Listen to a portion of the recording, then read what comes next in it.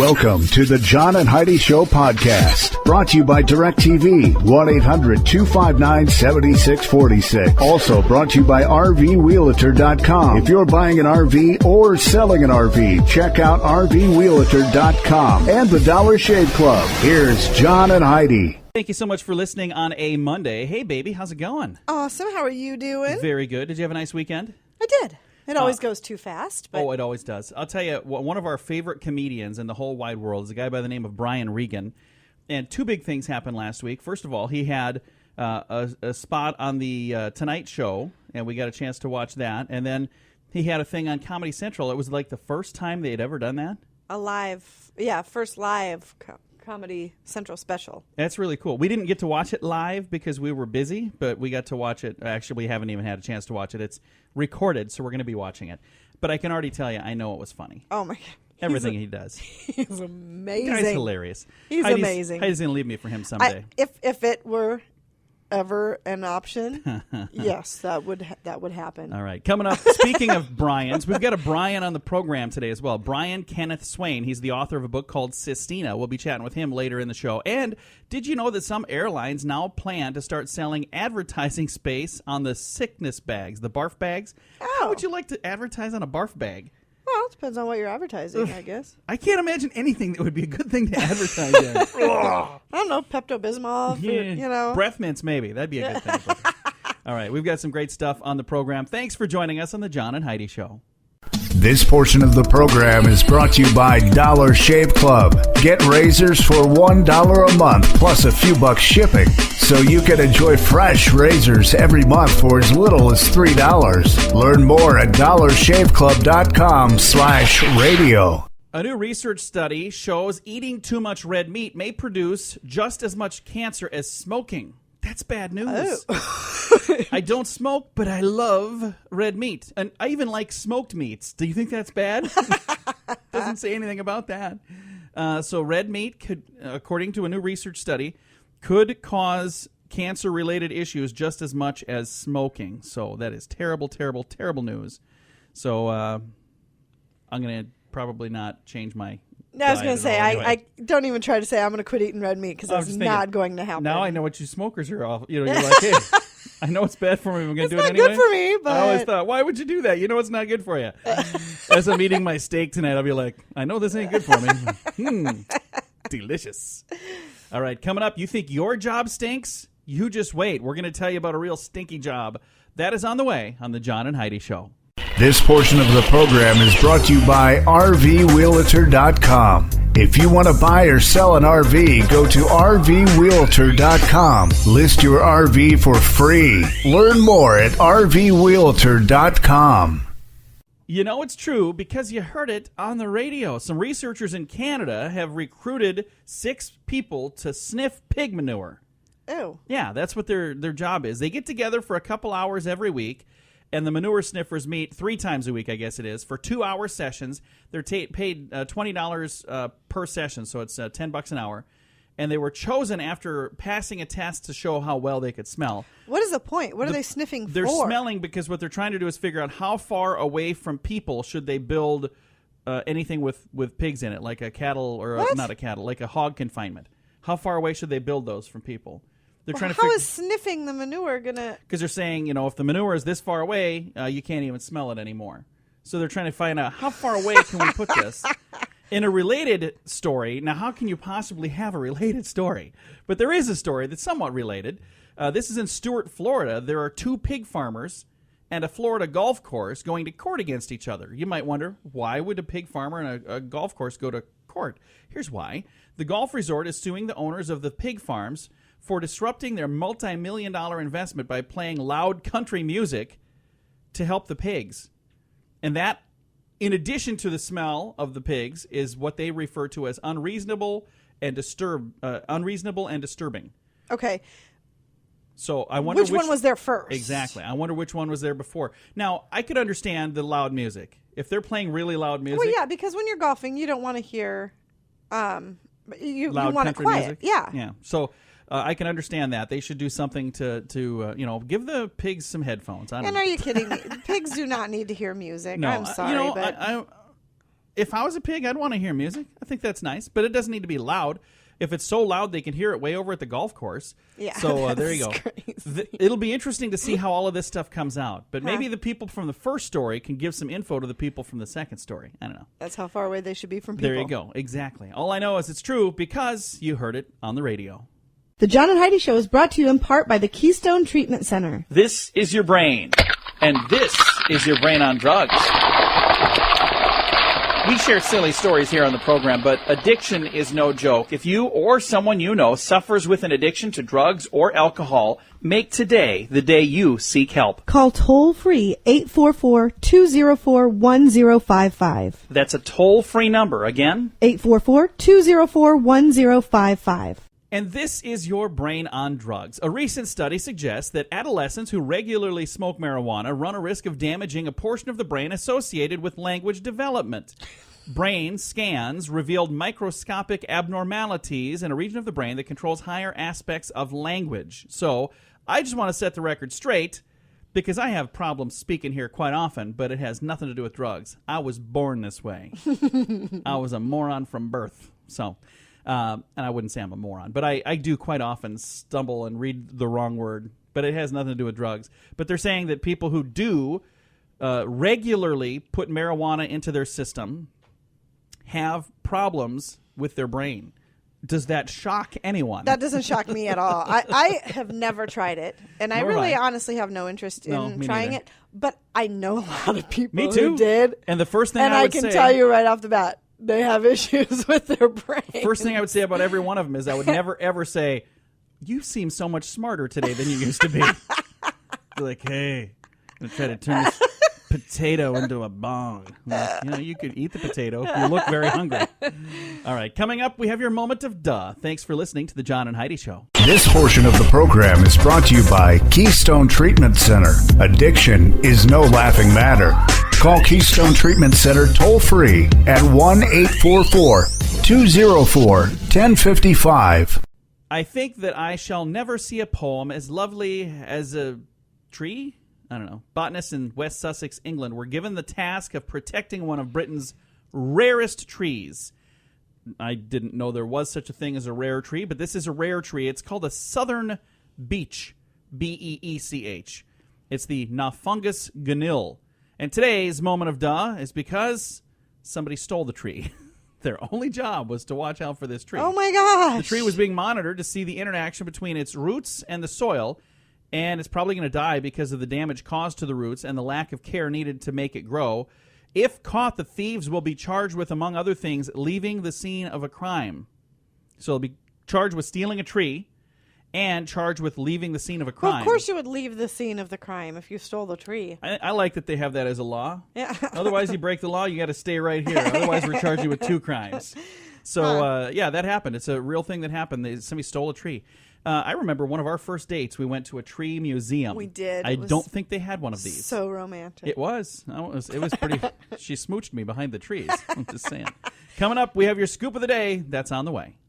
The Scoop of the Day is brought to you by Wells Blue Bunny. If you want delicious ice cream, be sure to look for the Blue Bunny. Sure to have your favorite flavors. Learn more at bluebunny.com. Now, your scoop of the day. Somebody called the police on Jerry Seinfeld recently. Oh. He and his family set up a roadside lemonade stand for charity in East Hampton, New York.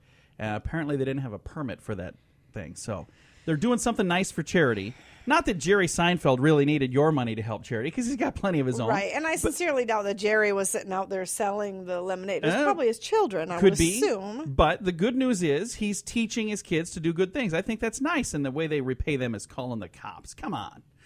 A security review is underway after a confused elderly motorist drove her vehicle into the runway of the airport in Brandon, Manitoba, Canada. Oh. There was no incoming or outbound air traffic at the time, thank goodness. But they're trying to figure out how did they get out here? A Florida man broke into a high school recently and attempted to find a phone on which he could call his grandmother. Aaron Richardson was charged after officials at Treasure Coast High School reported that somebody had broken into a concession stand and broke the computer. Oh. He was in there, and they said, "What are you doing here?" "Well, I just wanted to find a phone to call my grandma." "Sure you did." Interesting story here. It says American children are getting fatter at an alarming rate. The percentage of overweight Black and Hispanic youngsters has more than doubled over the last decade and a half, while the percentage of white youth has climbed by 50%. So it sounds like that's every single skin color has an issue on this thing. So American children are getting fatter and fatter, according to that study. Our daughter has actually slimmed down, and our son has always been a beanpole, but when it comes to the parents, we're not doing too hot. No, we're not doing great. Just minutes after the Wisconsin Governor Scott Walker dropped out of the Republican presidential race, the billionaire Koch brothers demanded that he return $900 million that they allocated to his campaign. $900 million. That sounds like something Dr. Evil would say. $900 million. A study led by Dr. Chenik Wang of the Tufts University of Medicine in Boston involved 66 fibromyalgia patients assigned to try either Tai Chi or wellness education and stretching exercises twice a week for 12 weeks. Sounds pretty fun, doesn't it? Oh, yes. Turns out the Tai Chi eased painful joints and other symptoms of fibromyalgia in a small but well-done study of this ancient Chinese form of exercise. According to practitioners of Tai Chi, it can improve the muscle strength, balance, sleep coordination, and some evidence suggests now that it's good for fibromyalgia. So that's nice. Good news. That is good news. According to the numbers, 1 in 5 U.S. households are now on food stamps. So that would be, if my numbers are correct, 20% of our nation. So there you go. According to a study by the John S. and James L. Knight Foundation. Wow, that's a long name. The name of their foundation hangs off the side of the building. The John S. and James L. Knight Foundation says more than a third of U.S. high school students think the First Amendment goes too far in granting free speech rights. Oh, my gosh. And only half think that newspapers should be allowed to publish stories without government approval. What? Oh, my gosh. What is wrong with people? Yeah, only 83% think that people should be allowed to express unpopular views. Oh, my gosh. A foundation spokesperson called the trend, and I quote, disturbing and dangerous, end quote. No Absolutely kidding? Disturbing and dangerous. So that is from the John S. and James L. Knight Foundation, oh KNIGHT, if you want to look it up. But they're saying high school students think we have way too much freedom of speech. Well, I think that's a good thing. But make sure you use it for good as well. All right, let's get to our strange law before Heidi's head explodes. I can't. I am so. Hey, calm down. I need to leave the room. Calm down. Gonna get a damp cloth and mop your forehead over there. You're just looking not good right now. Strange law. In North Dakota, it is illegal to lie down and fall asleep with your shoes on. Why? What would be the point of that?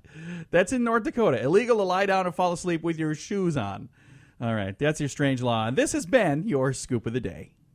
This portion of the program is brought to you by RoughToughKennels.com. Dog kennels and accessories sent to your front door wherever you live. Your dog deserves it. Learn more at RoughToughKennels.com.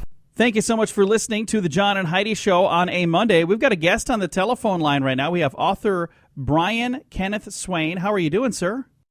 Doing great, John. Good morning. Thanks for having me on. Yeah, we're glad to have you on the program. Now, you've got a book called Sistina. First of all, how long have you been working on this book? It's a book that's got quite a bit of detail in it. So how long does it take to do something like this? Well, it's a lot of the work is in research and finding out information about what you're doing. So probably a good 6 months of that, just doing nothing but reading and visiting and talking to people and so forth. And for me, at least, probably 6 to 8 months of drafting, and then another similar period of time to edit and make sure that you didn't say anything silly or put in any mistakes or continuity errors, all of those things that are at risk in a novel. So yeah, a couple of years.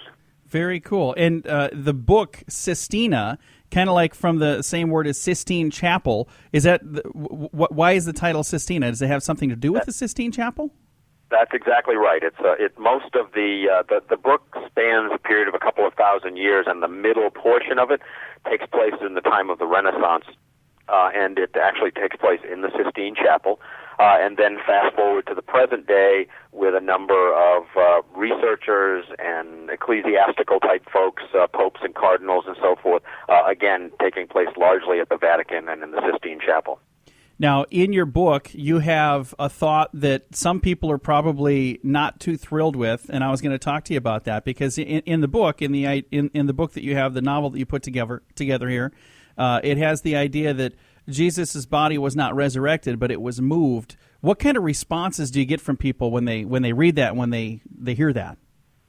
Well, it depends on who the audience is, because it's I've taken a number of fictional liberties, and as you say, the main sort of underlying premise of the book is that the resurrection, as it's described in the Bible, did not happen in that way, and that in fact, while Jesus was crucified, actually a group of his closest followers at that time took the body away and hid it to protect it from the Romans, and then have been guarding that body down through the ages up until the present day. So that's kind of the riff, if you like, that I've taken on the biblical account. So I've discussed this with plenty of clerical people who are willing to accept it as a fictional premise, while of course they believe the opposite.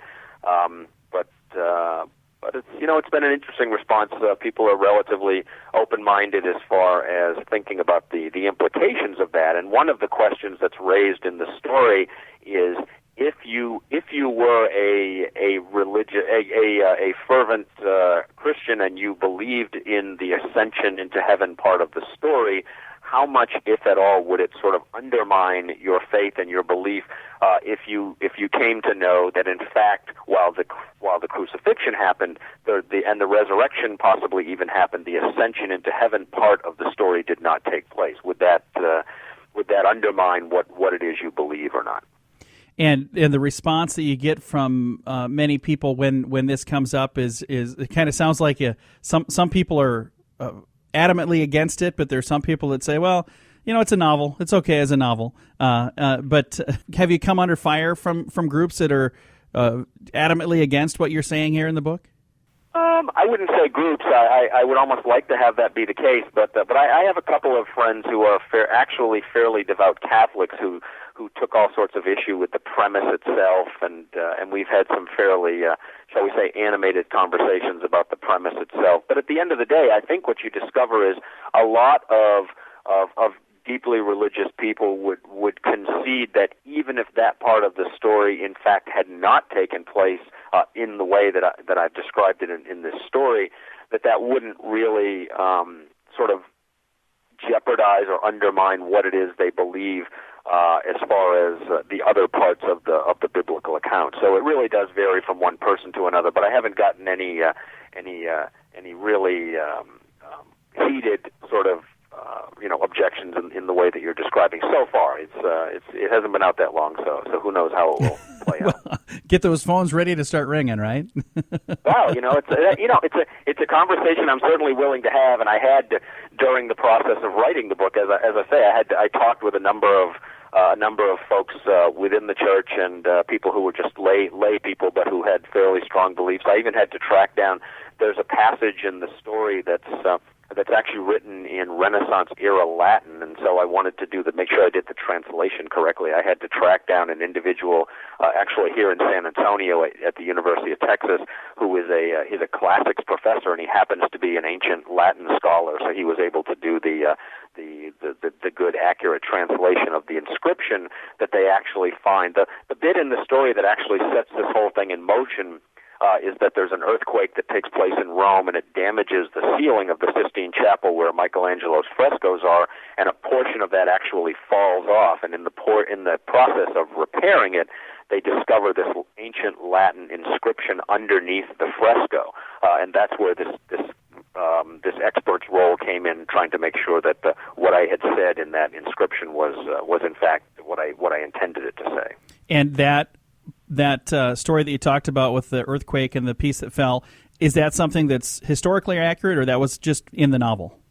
Well, it's accurate in the sense that Rome, and in particular, and Italy in general, of course, sit on a fault line and have a long history of earthquakes, everything from Pompeii and Vesuvius on down to the present day. And yes, the Sistine Chapel has been subject to many, many earthquakes since it was built, but it was built originally as a fortress, so it has enormous thick walls, and it's actually done relatively well through those events. However, the frescoes on the ceiling have been damaged in various ways over the years, more from leaking water and a couple of other things. So if you look at it closely, you'll see various places where it's been repaired, and there's even a section in one of the center panels where a pretty significant portion of the painting is completely missing.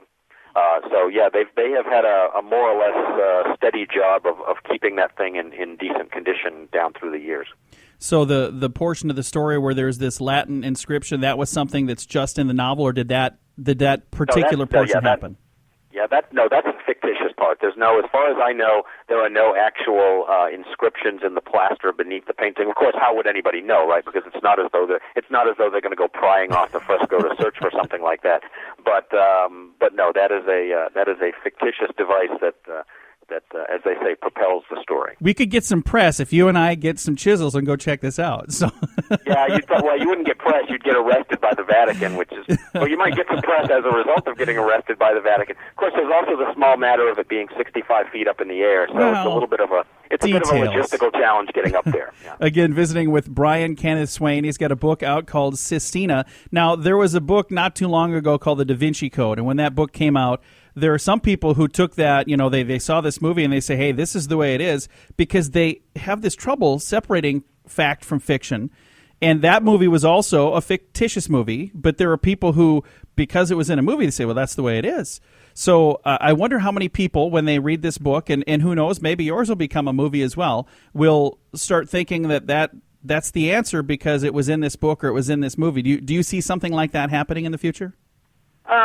I don't think so. I mean, it's an interesting premise, and yes, a lot of people got fairly agitated about the premise of the Da Vinci Code, and I think enough people have read it and seen the movie at this point, so I'm not giving anything away if I divulge what the core tenet that caused people to get agitated, which is that Christ, in fact, was married and actually had descendants.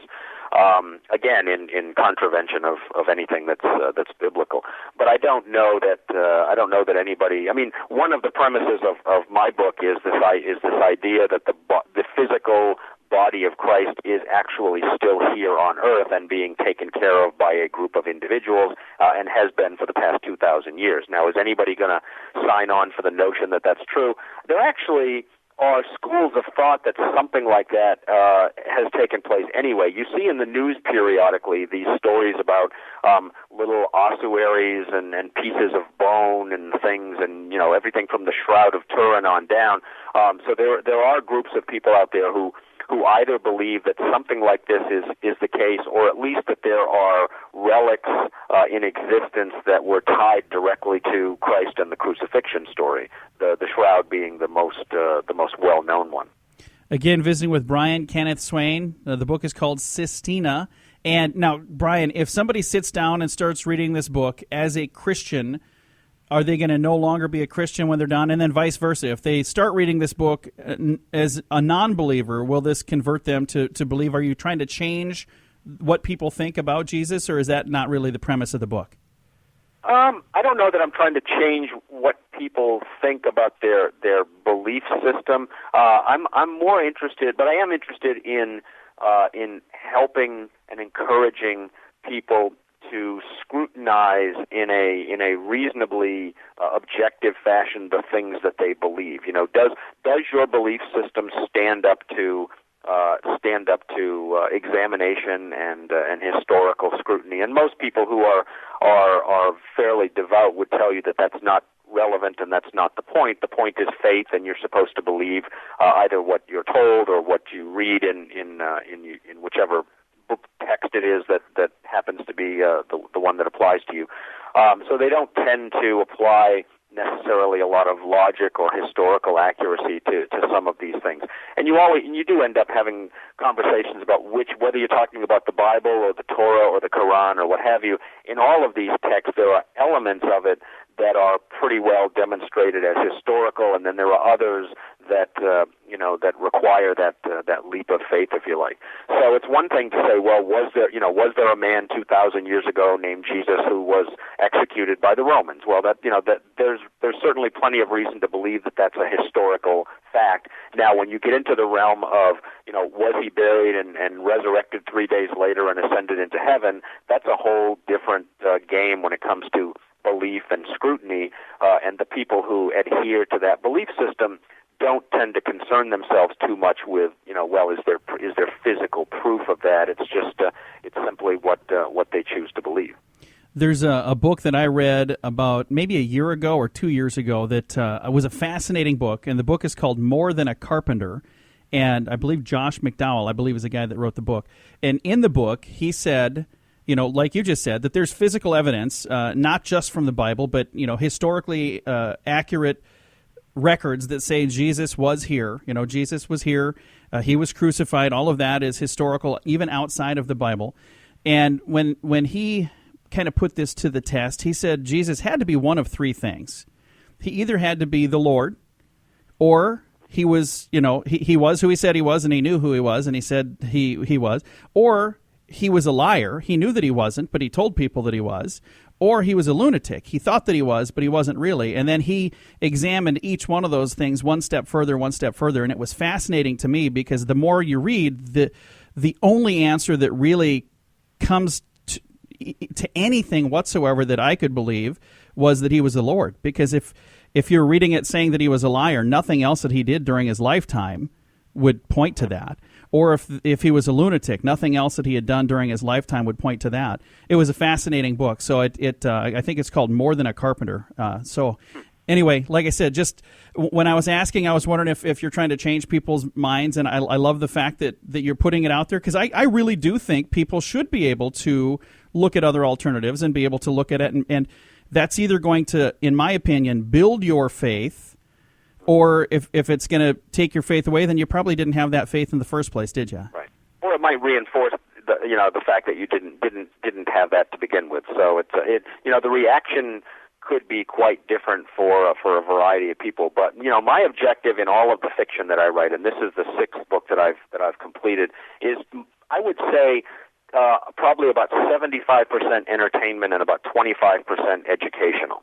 So in all of these stories, and Sistina is a good example, you'll read this book, and if nothing else, even if it has no effect at all on what you do or do not believe, you'll come away with an education about how Michelangelo painted frescoes and how those ceilings have been restored down through the years and maintained. And so there's a good deal of technical information that's pretty interesting if you come at this purely, for example, from an art historian and art appreciation perspective without caring at all about the theological implications of the story.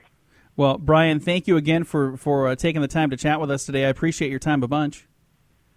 I appreciate the opportunity to come on, and it's been great talking with you. Definitely. Again, BrianKennethSwain, and the book is called Sistina. Check it out wherever you like to buy your books. It's available in bookstores, available online as well.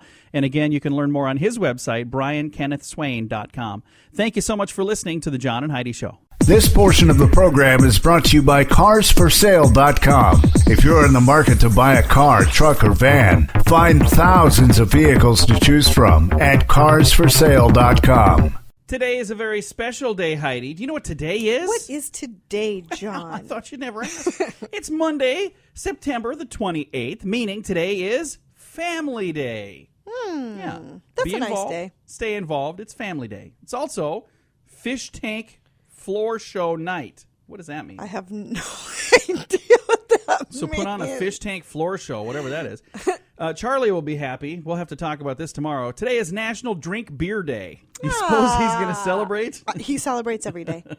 Just in case, he's very loyal. National Good Neighbor Day today. This would be a good day to go say hello to the neighbors. If you maybe don't know them, go over and say, hey. You were just saying I just said yesterday that we need to meet our neighbors. We've got some neighbors we don't know. So we should go over and say hello. An International Right to Know Day. Don't know what that is. World Heart Day and World Rabies Day. I'm not sure I'm going to celebrate that one, but I will celebrate the Family Day. I'm going to spend time with my family, and I'm going to celebrate National Good Neighbor Day. So neighbors, you better beware. I'm coming over. I might be drinking a beer when I do it. All right. Thanks for listening on this special day. It is Monday, the 28th day of September. This portion of the program is brought to you by StoneGroupArchitects.com. It's more than a building. It's design and function working together. Check out the project portfolio at StoneGroupArchitects.com. if you're on Facebook, you're going to probably chuckle at least one of these things. If you're not on Facebook, you got 2 minutes to do whatever you want to do. But thefrisky.com put out the 10 commandments of Facebook. You ready for this? I'm ready. Number 1, thou shalt not post or tag friends on embarrassing or incriminating photos. So if you have a friend that did something stupid a long, long time ago, without their permission, you cannot post that and tag them in it. Don't do it. It's not nice. Number 2, thou shalt not post photo or video updates of thy children's potty training. Oh, no. Oh, my gosh. Do it, Nobody though. wants to watch that. Oh, I've seen it. Number 3, thou shalt not use Facebook to converse with thine own significant other. Uh-oh, we're in trouble. We do that sometimes. We do that a lot. You're sitting in the other room, and I'm like, hey, baby, how you doing? I could have walked in there and said hi. We don't use it for that. No. I tag you in you posts. Do. And then I say how much I love you on there all the time. Yeah. She's my wife. I can do that. I'm like, you know what? If I'm going to be accused of something, it can be accuse me of loving my wife too much, because I'll take it every day. Next. Number 4, thou shalt not endlessly self-promote. That is a good thing. I see people on there that like sell insurance and then they're always talking about it. Don't do that. It's not what it's for. It's social media. It's like going to a party. If you walk into a party, you're like, hey, you need insurance? Business cards to everybody. Don't do that. Number 5, thou shalt not propose or ask someone out or dump someone via messages on Facebook. True. Bad idea, kids. Number 6, thou shalt not I am anyone you haven't spoke to in over a decade. So if you haven't talked to them in a long time, don't send them a message on Facebook like you just got together last week. Number 7, thou shalt not stalk exes or exes' new loves. That's True. just a bad idea. Yeah. Number 8, thou shalt not use Facebook as a diet or workout diary. Do that if you want to do that, but don't share it with the whole world. Yeah. Number 8. Well, that was number 8. Number 9, thou shalt not spoil TV shows. That is something that I can tell you. We record things and watch it later, and there are times that I turn on the Facebook, scroll through Facebook. But you know what you were saying the other day? Gosh, nobody ruined. Yeah, America's Got Talent. America's Got Talent for me. I really expected to see an update, but you know what? I bet there's not that many people that watch it. No, I think there are. I just avoided Facebook, and we're almost out of time here. Number 10. These are the 10 Facebook commandments from thefrisky.com. Thou shalt post clear, updated photos of thyself. So that's one of the things that I never did understand. Is somebody has like a profile photo their that's profile not them, picture is like they're just their kids or baby, a dog and then they something. try to friend me, and I'm like, who is this? Yeah, I'm looking. you don't know there's a Doberman Pinscher as a picture. Yeah, I don't remember a Doberman Pinscher named Karen as a friend of mine. All right, they're your 10 commandments. Love them, hate them, whatever you want to do. Thanks for joining us on the John and Heidi Show. This portion of the program is brought to you by DirecTV, 1-800-259-7646. Also brought to you by RVWheelator.com. If you're buying an RV or selling an RV, check out RVWheelator.com and the Dollar Shave Club. Here's John and Heidi. A couple from the UK have named all 3 of their children after perfumes. This is interesting. All right. Parents Danny and Dominique Reagan have an 8-year-old son named Klein, 13-month daughter named Angel, and now a newborn baby named Dior. The couple insists that they didn't realize the connection until recently. Danny found it kind of funny since they indeed have Calvin Klein and Christian Dior perfumes on hand, and apparently his mother's favorite scent is Angel. But it was all just a coincidence. They didn't intend to do it. They accidentally named all 3 of their children after a perfume. Klein and Angel are kind of cool names, but that's cool. Dior is weird. Yeah, I don't know. I wouldn't say it's weird. It's just it's different. I don't know anybody named Dior. No. If your name is Dior, Heidi was the one that made fun of you, not it's me. Weird. I'm sorry. I just gave you a lifeline to say you didn't mean to be rude, and she's like, "No, I meant being rude. I meant to be rude." And Mr. Trump, if you're looking for a running mate, I can do the same things you can do. I'm exercising my First Amendment rights. I don't care if it's popular. It's my opinion. And moving on. Thanks for listening to the John and Heidi Show. This portion of the program is brought to you by GunUp.com. If you're a gun lover, you'll be in heaven at GunUp.com. Built by experienced military veterans, shooting sports competitors, and publishing professionals. They have awesome stories and articles that are read by millions of gun enthusiasts. Check it out at GunUp.com. Kids, don't jump on the bed because you never know where you're going to land. Listen to this story. An 8-year-old boy from Germany is fortunate to be alive after jumping on his bed and bouncing out the window. Can you imagine? Oh, my gosh. On the second floor. Oh, man. Alexander and his sister Jennifer were supposed to be sleeping when they decided to have a little fun. They were jumping on the bed. Alexander bounced a little too much, and he went flying out the window. Fortunately, the youngster landed in a bush outside of his grandparents' home. Oh, can you imagine? There was a 15-foot fall, rather, and he got just a few minor injuries on his back, scratches from the bushes. So, lucky young man. You're very fortunate that you didn't get hurt really badly. Don't jump on the bed, especially if it's right next to a window. I think I'm going to quit doing that now. I'm going to quit doing that too. And also, don't jump on the bed if the ceiling fan is on. I don't know if you've seen those. I've seen videos of people doing that. You're watching these stupid videos, and there's somebody jumping on a bed and they smack their head on a ceiling fan. I'm like, what did you think was going to happen? We actually just got a new bed, and they encouraged us to jump on the bed. Yeah, they told us. They said, get up and walk on it, and it'll help break it in better. I'm like, are you serious? Jump on the bed. I'm like, I'm about 40 years old. I'm not jumping on my bed. Kids, come in Mom and Dad's room. All right, coming up, we've got some fun stuff. We're going to talk about milk. It's on the way. This portion of the program is brought to you by Dollar Shave Club. You can get razors sent to your door each month for just $1 plus a couple of bucks shipping. It's an amazing deal. Log on to dollarshaveclub.com/radio to learn more. That's dollarshaveclub.com/radio. Now, back to the John and Heidi Show podcast.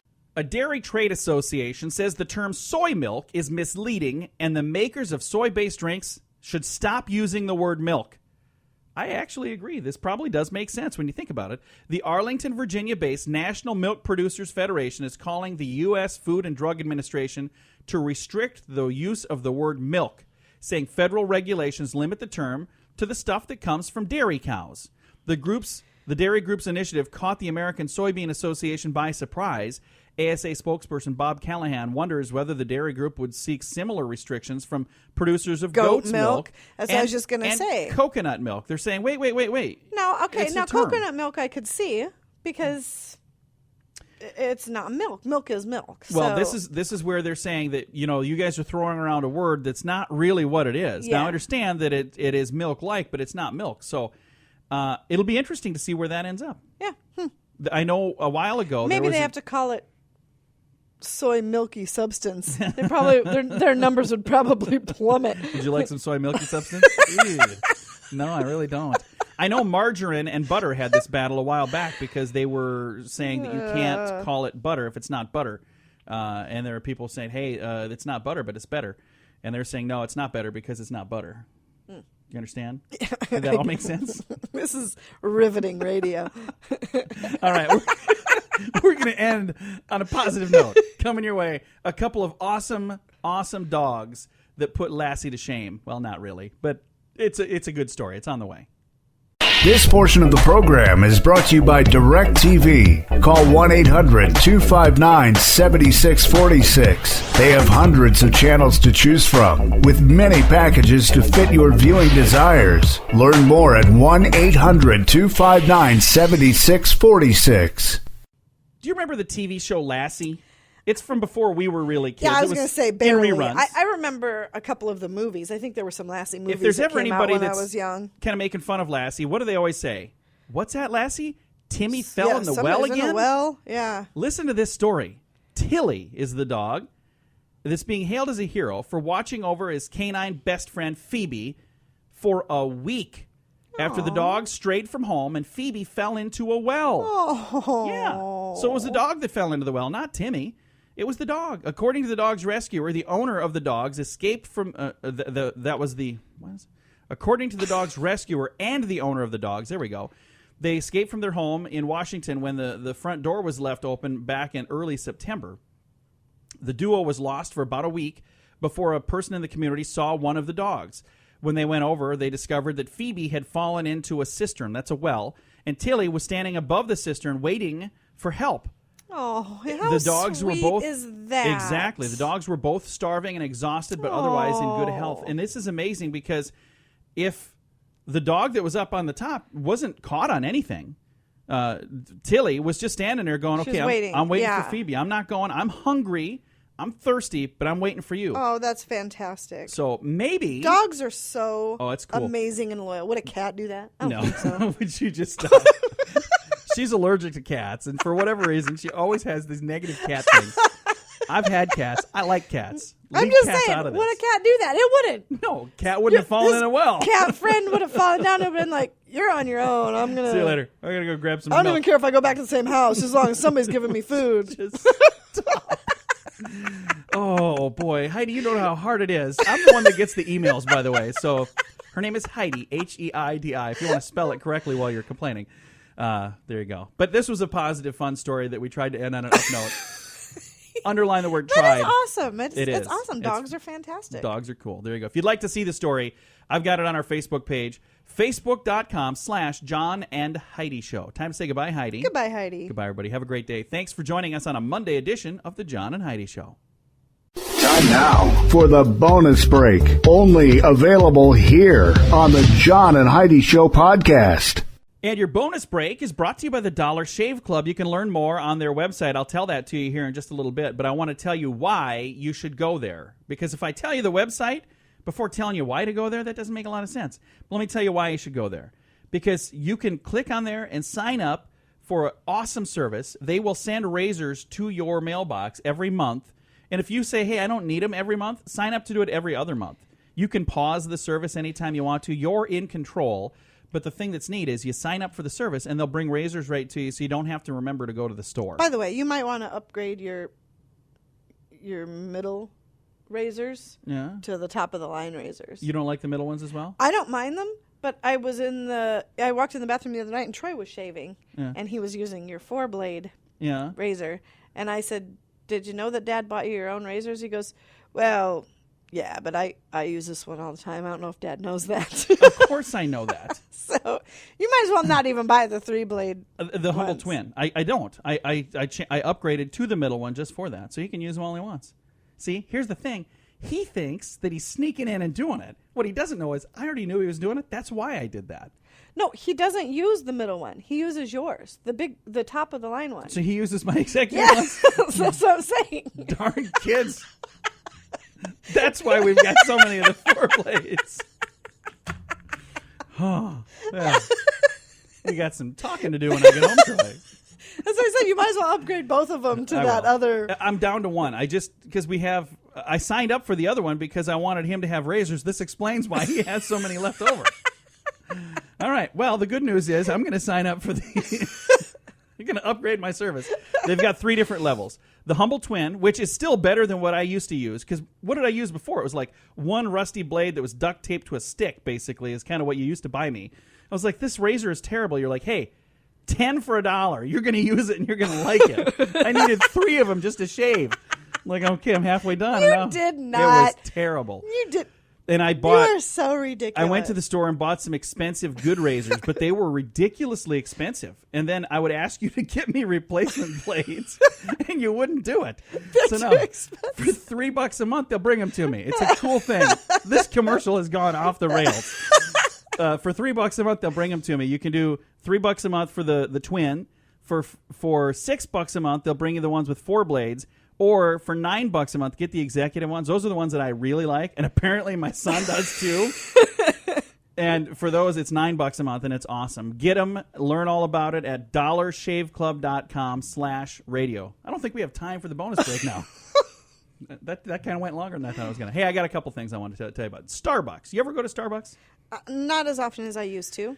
And I'm not a big Starbucks guy, and it's nothing against Starbucks, but they don't have them on the way for me anywhere. I used to work in an office that was up the road from one, and I would stop there. When we travel, quite often I'll see those, and I'll go, I'm going to stop because I know what they've got. There have been a few incidents at various Starbucks involving law enforcement and their poor treatment, and that's why I have kind of quit going. Yeah, we're big supporters of the police. Yep. And that's also why I will never go to.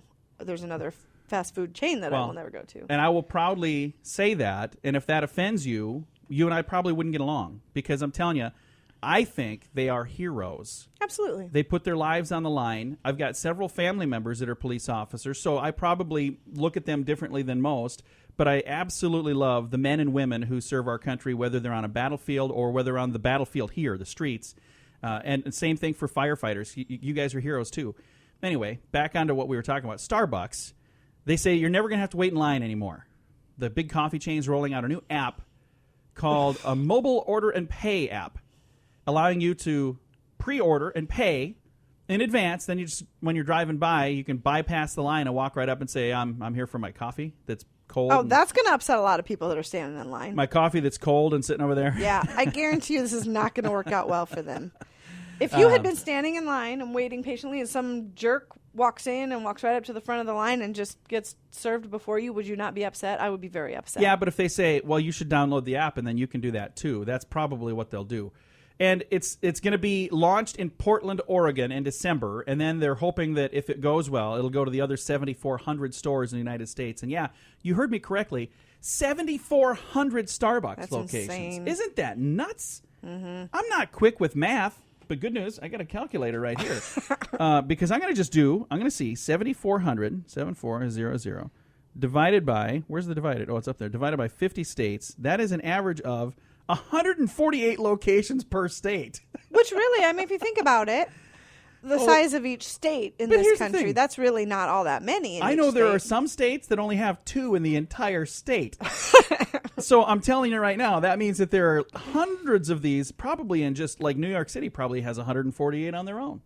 So anyway, nothing against that. Big fan of capitalism. So they found something that people will spend a lot of money on, and they've got a lot of locations, which is cool. All right, teens who drink energy drinks are a lot more likely to get head injuries than teens who don't. A study from Canada, this is an interesting study, they found that youngsters who consume energy drinks in the last week had an increased odds of having traumatic brain injury. According to Fox News, the chance was 5 times higher than for teens who did not consume an energy drink at all. So they've got that on their website. You can go check that out. FoxNews.com has it. But it's a cool story that talks about why that is. And here's my guess as to why that is.